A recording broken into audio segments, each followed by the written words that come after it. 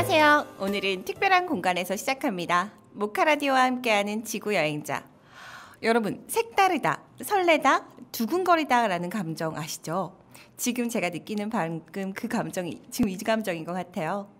새로운 곳에서 이 함께하는 이 느낌? 마치 여행을 할 때 우리가 느끼는 감정이랑 참 비슷하지 않나요? 물론 그 생경한 풍경이 설레기도 하지만요. 가끔 낯설게 만들기도 해요. 그래도 그 심장의 두근거림을 잊지 못해서 우리는 또 떠나고야 말죠. 오늘은요, 모카라디오와 함께하는 만큼 커피와 특별한 인연이 있는 여행지를 준비했습니다. 마음 설렐 준비 되셨죠? 자, 그럼 오늘의 여행 떠나볼까요? 뾰로롱 뾰로롱 깐따삐아. 네, 커피와 함께하는 여행이라니 뭔가 라디오, 커피, 여행 이 세 단어는 감성이 어울리지 않나요? 이 세 가지 감성은 뭔가 그 연결성이 있는 것 같아요.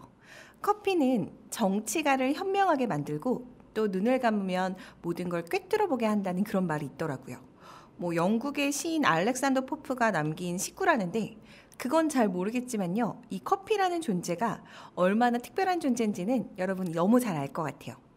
오늘 점심도 맛있게 먹고 나서 나도 모르게 그 구내식당 밥 먹고도 4,500원이 넘는 그런 커피를 먹게 되잖아요. 그러면서 저는요, 심지어 아메리카노를 수혈하다니 이 행복을 어떻게 해야 돼? 라고 표현할 정도예요. 이런 엉뚱한 이야기를 계속 해보게 되는 거는 아마도 오늘 제가 모카라디오에 나와 있어서 있어 보이는 척? 뭔가 조금 더 커피에 대해서 좀 아는 척 하고 싶어서 그런 것 같기도 하고요. 그러고 보니 여러분들께 제 소개를 드리지 않은 것 같아서요. 간단하게 소개를 좀 드릴게요.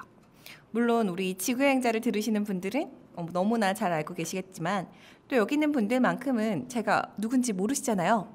자, 오늘의 DJ 저는요. 네. 방송한 지 좀 꽤 돼서 이제 소개시켜드리는 오늘의 DJ 지구여행자 구제입니다. 저는 여행을 이야기하는 여행 방송인이고요. 여행을 정말 사랑하는 여행 애호가입니다. 팟캐스트랑 유튜브에서 여행을 소개하고 가끔 방송에 나와서 리포터 활동을 하면서 또 방송인 출신으로 여러분들께 여행을 이야기할 수 있어요. 왠지 이 리포터 출신이라고 하니까 목소리 좀 좋게 느껴지지 않으세요? 저 라디오도 꽤 오래 했는데. 그렇다고 해주신다고 믿고요. 오늘은요, 제가 정말 여러분이 너무나 사랑할 만한 커피 여행지를 준비했습니다. 제가 선택한 첫 번째 커피 여행지는 어디 있냐면요. 바로 에스프레소의 원조, 커피하면 떠오르는 나라, 길거리에서 1.5유로의 작은 찻잔으로 약간 허세를 부리면서 커피를 한 잔 마시게 되는 나라. 그리고 우리나라랑 정서가 좀 비슷하고 한 가지 힌트를 더 드리면 장화 모양의 그 나라 아시죠? 어딜까요? 머릿속에 떠올랐어. 네, 맞습니다. 에스프레소의 원조라고 부를 수 있는 이탈리아를 준비했습니다. 이탈리아 하면요, 진짜 다양한 그 풍경이 머릿속에 떠오르시죠? 특히 저는요, 그 왜 모카 포트 있잖아요. 그 조그만 주전자같이 생긴 은색 포트. 거기에 이렇게 차오르는 그 거칠지만 그 매력 넘치는 에스프레소가 너무 떠올라요. 왜 그런 데서 약간 이렇게 엉덩이를 흔들흔들 뚱실뚱실하게 걸으시면서 이태리 아주머니들이 커피 한잔 하고 갈래? 하는 그런 노천 카페의 풍경은 그것보다 더 평화롭고 따뜻한 광경이 더 있을까 싶은 정도예요. 자, 그래서 오늘은 바로 그 이탈리아 어디에 가도 정말이지 커피 향은 가득하지만요. 그 중에서도 제가 선택한 곳은요. 로마도 아니고요. 밀라노도 아닙니다. 바로 베니스예요. 베니스 하면은 많은 분들이 꿈의 여행지라고 생각을 하죠. 베니스, 생각만 해도 그 막 물의 도시가 떠오르지 않으세요? 이 베니스의 산마르코 광장에는요, 무려 1720년에 오픈한 이탈리아에서 가장 오래된 카페가 있습니다. 뭐 가보신 분들도 있을 것 같아요. 이곳은요, 이름이 바로 카페 플로리안이란 곳이에요.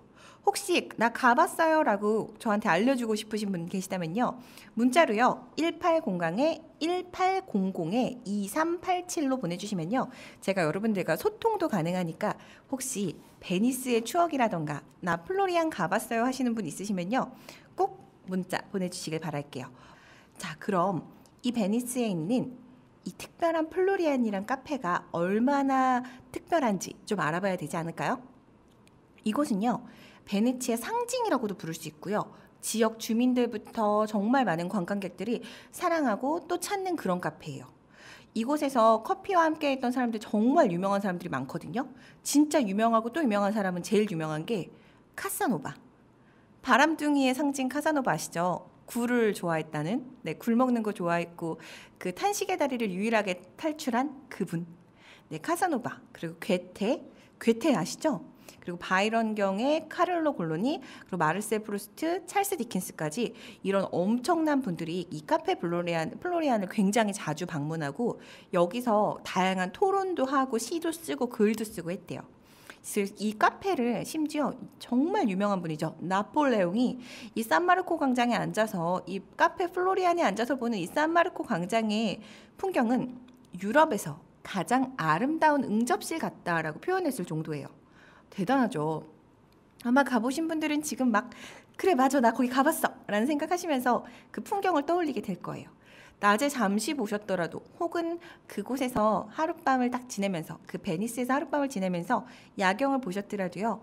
정말 왜 나폴레옹이 유럽에서 가장 아름다운 응접실이라고 했는지는 마음속에 탁 떠오르는 그 풍경일 거예요. 그런데 되게 웃긴 거 알려드리면요. 진짜 아이러니하게요. 이 카페 플로리안이 정말 이탈리아에서 가장 오래되고 가장 유명한 카페인데요. 가장 유명한 메뉴가 뭔지 아세요? 커피일 줄 아셨죠? 그게 아니라 무려 300년 전통의 핫초코라고 합니다. 네, 이거는 가격이 한 10유로 정도 되는데요. 한국 돈으로 하면 한 14,000원 정도? 이게 외부 테라스에 앉아서 마실 경우에는 자리세 내야 되고요. 거기다가 내가 듣는다고 하지도 않았는데 막 그냥 귀에다 들려주는 음악의 연주 비용까지 청구되니까 그 주머니 가벼운 여행자들한테는 기본적으로 한 30유로 가까이 내야 되는 돈이니 정말 심장이 쫄깃한 금액일 수도 있지만요. 뭐 그래서 저는 가면 실내에서 먹어요. 비싸잖아요. 뭐 그래도 이렇게 비싼 가격과 바가지 아닌 바가지에도 우리가 이곳을 또 찾고 또 찾고 또 찾게 되는 이유는 이 아름다운 광장의 풍경 그것 때문이죠. 근데 거기다가 이곳은요 너무나 특별한 것이 수많은 예술가들의 영감을 주는 장소였다고도 해요. 그래서 이들의 토론의 장이 된 곳이기도 했다는데 300년의 시간을 거슬러서 시간 여행을 할 수 있고 그 역사적 시간을 공유해주게 해주는 그런 매력을 느낄 수 있다면 여러분 베니스로 떠나보고 싶지 않으세요? 베니스 가서 커피를 마셔보는 것도 너무 좋고요. 우리 어린이를 위해서 거기 가장 최고 메뉴는 코코아래요. 네, 핫초코를 드셔보시는 것도 저는 완전 추천합니다. 제가 처음으로 유럽을 배낭여행을 갔을 때가 한 20살쯤 됐던 것 같아요. 그때 모든 여행지를 다 이렇게 돌아다니다 보다가 이 마음에 아쉬움이 가장 남았던 곳 중에 하나가 베니스였어요. 그래서 이 베니스는 다시 꼭 돌아가고 싶다 이런 마음에 욕심이 남았던 곳?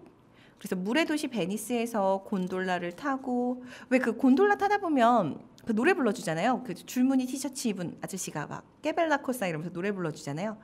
그런 노래를 듣고 그러다가 길거리를 걷고 그러면서도 가면들 아시죠? 왜 베니스에 가면 가면 축제 많이 하잖아요.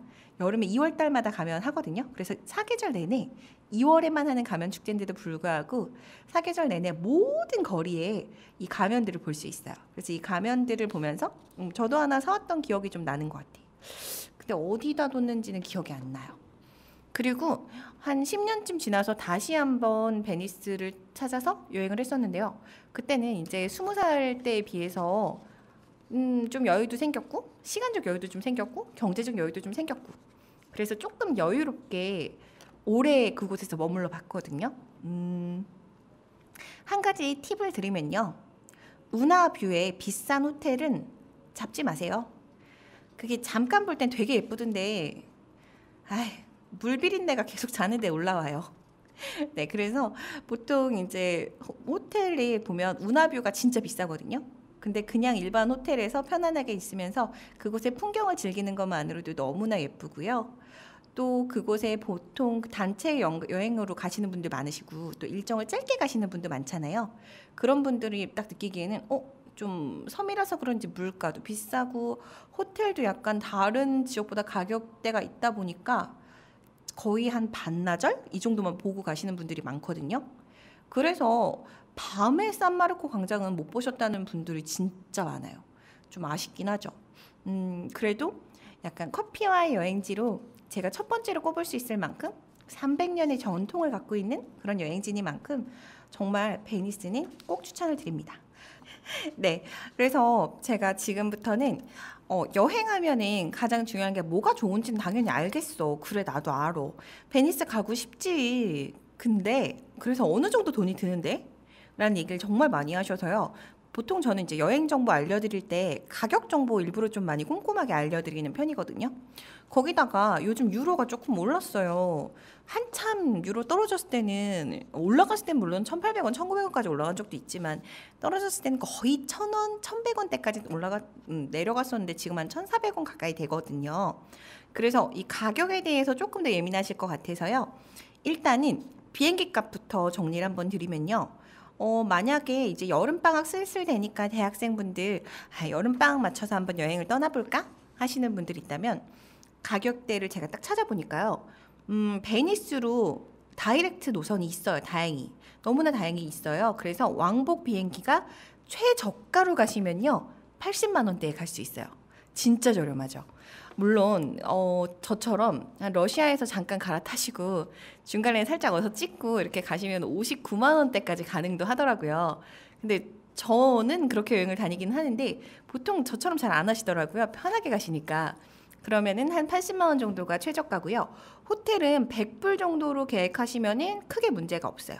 그리고 베니스는 특별히 맛있는 음식이 없거든요. 뭐 멋진 레스토랑을 가실 수도 있겠지만 그런 거는 보통 로마나 아니면 뭐 밀라노 같은 데서 가시고요. 베니스를 가시게 되면은 거기 되게 유명한 피자집이 있어요. 되게 저렴해. 한 3유로, 5유로 이 정도 되는 피자집에서 피자를 먹는 거? 그 정도가 진짜 많이 드시는 거라서요. 뭐 베니스 여행 가신다 생각하면요. 크게 그렇게 예산이 많이 드는 여행지는 아닐 거예요. 보통 살 게 많고 그 먹을 게 많은 곳은 정말 예산이 많이 들거든요. 자, 그러면 베니스만 딱 보러 가는 게 쉽지 않은 나라죠. 우리나라 너무 멀잖아요. 베니스로만 여행 단독으로 갔다 오시는 분들 흔하지 않을걸요? 보통 가시면 그 근처에 있는데 쭉 다 돌고 오고요. 그래서 제가 어디 옆에 도시를 알려드릴까 하다가 베니스 가셔서 뭐 하면 되는지 그리고 어떻게 다니면 되는지도 굉장히 중요한 정보일 것 같아서 그거 한 번 더 정리 드려볼게요. 보통 제가 떠나갈 때 그 알고 가야 될 것 중에 하나가 교통수단 그리고 전기는 이게 220볼트인지 110볼트인지 이런 거 하나하나 좀 정리를 해드리는 편인데요. 오늘은요 베니스의 교통수단을 좀 알려드릴게요. 베니스 하면 물의 도시잖아요. 118개의 섬이 있고요. 약 400개의 다리로 이어져 있어요. 그렇다는 건 무슨 얘기죠? 버스나 지하철 당연히 없다는 얘기죠. 뭐 운전하시고 싶으셔도요 불가능해요. 도로가 없거든요.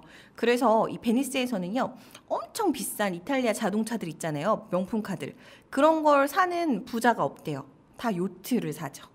그래서 이 베니스에서 쓸 수 있는 3개의 교통수단 간단하게 한번 정리해보면요. 첫 번째는 배버스라고 불리는 이 버스가 있어요. 요거는 바포레토라고요. 베네치아 관광객들이 가장 보편적으로 많이 이용을 하는 버스예요. 그 수상버스인데 그러니까 버스라고 표현하면 안 돼. 배예요, 배. 배인데 버스처럼 탈 수 있는 그런 교통수단이라고 생각하시면 되는데요. 보통 한 10분에서 20분 간격 정도로 이렇게 돌아다니고요. 특히 2번 수상버스 요거 완전 추천해 드리는데요. 이 2번 수상버스를 타면요. 베네치아를 둘러보기 가장 적합한 노선으로 돌아다녀요. 그 외에 관광지만 딱딱딱 찝어다니는 그런 수상버스. 그리고 두 번째는 수상택시. 요게 모터보트인데요. 택시랑 똑같아요. 그냥 교통수단 중에 물론 가격이 요게 제일 비싸긴 하거든요. 버스로 가다 보면 막 60분, 70분 걸릴 거리를요. 이게 배버스로 가는 게 아니라 이 배택시로 가면 15분만 해도 돌고 올 수 있을 정도로 빠르고 간편한 거거든요. 근데 좀 가격대는 확실히 있어요. 그리고 마지막으로는요. 베니스의 상징? 왜 그 좁은 수로를 다니면서 노를 젓고 그리고 막 노래를 불러주는 그곳, 그 아저씨들 기억나시죠? 그 줄무늬 티셔츠 입은 그분들이 느긋하게 뭐 정말 구석구석 관광지를 한 군데 한 군데 보여주는 그런 배인데요. 요건 곤돌라라고 많이 하죠. 이 곤돌라는요, 약간의 그 물비린내를 느끼면서 다녀야 돼요. 하지만 가격은 조금 비싸지만 정말 낭만은 보장합니다. 가격을 알려드리면요, 이 가격이 되게 재밌어요. 2인이 타시던 4인이 타시던 상관없어요. 그냥 낮에는 80유로, 밤에는 100유로 이렇게 정해져 있어서요. 이게 혼자 여행 가시는 분들 중에 혼자서 이게 100유로 다 내기 좀 부담스러워 이러신 분들은 보통 어떻게 하냐면요.